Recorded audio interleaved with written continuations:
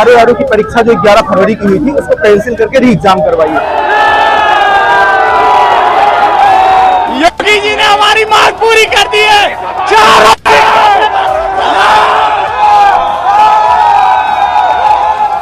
एक महीने से यूपी सरकार लगातार पेपर लीक और भर्ती परीक्षा रद्द होने के मामलों से निपटने की कोशिश कर रही है।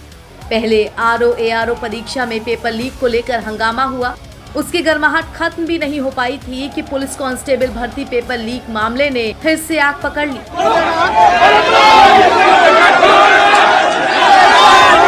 हालात कुछ ऐसे बन गए कि यूपी के तमाम जनपदों से अभ्यर्थियों के उग्र प्रदर्शन की तस्वीरें सामने आने लगी। अब इसकी गाज किसी पर तो गिरेगी। सो यूपी सरकार की तरफ से बड़ा एक्शन लिया गया।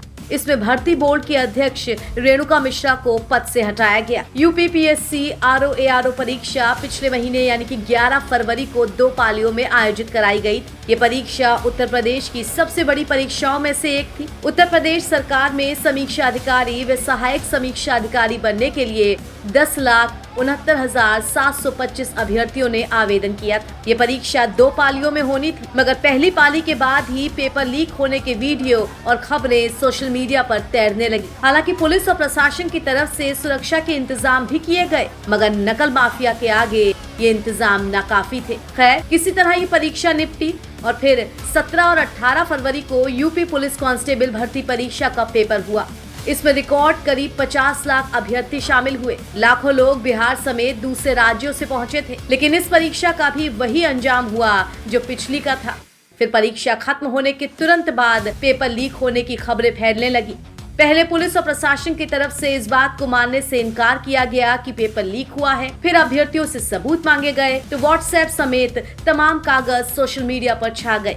इसके बाद बड़ी संख्या में अभ्यर्थियों ने अलग अलग जगह प्रदर्शन शुरू कर दिए। प्रयागराज में तो छात्रों ने 3 दिन तक लगातार धरना दिया। इसमें हालात इतने बिगड़े कि सीएम योगी आदित्यनाथ को खुद मामले की कमान संभालनी पड़ी। पहले पुलिस कांस्टेबल भर्ती परीक्षा को रद्द किया गया। सीएम योगी ने 6 महीने के अंदर इसे दोबारा कराए जाने के निर्देश भी जारी कर दिए, मगर आरओ अभ्यर्थी अभी भी धरने पर थे। उनका कहना था कि उनकी परीक्षा पहले हुई थी, फिर भी अभी तक उस पर कोई निर्णय नहीं लिया गया है। नतीजा ये निकला कि इस बार आरओ परीक्षा भी रद्द कर दी गई। मगर 1 महीने के अंदर 2 सरकारी इम्तिहान और दोनों के ही पेपर लीक होना, इस मुद्दे को विपक्ष ने लपक लिया। समाजवादी पार्टी के मुखिया अखिलेश यादव की तरफ से लगातार सोशल मीडिया और अपने बयानों के जरिए इसे सरकार की असफलता करार दिया जा रहा था। इसी के बाद से लगातार खबरें आने लगी कि पेपर लीक मामले में पुलिस भर्ती बोर्ड की डीजी रेणुका मिश्रा सरकार के निशाने पर है। नतीजा, रेणुका मिश्रा पर कार्रवाई तय है और फिर उनकी जगह यूपी सरकार ने डीजी राजीव कृष्णा को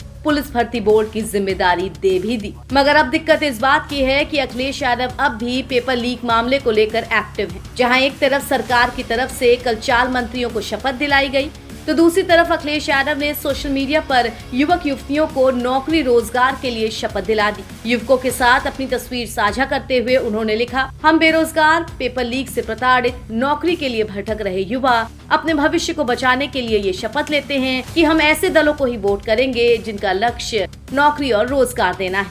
मतलब जिस मुद्दे को लेकर योगी सरकार को अपने भरोसेमंद अफसर की कुर्बानी देनी पड़ी, वो अभी तक शांत नहीं हुआ है। अब देखते हैं कि विपक्ष से निपटने के लिए सरकार इस बार क्या फैसला लेती है। एनबीटी ऑनलाइन की रिपोर्ट।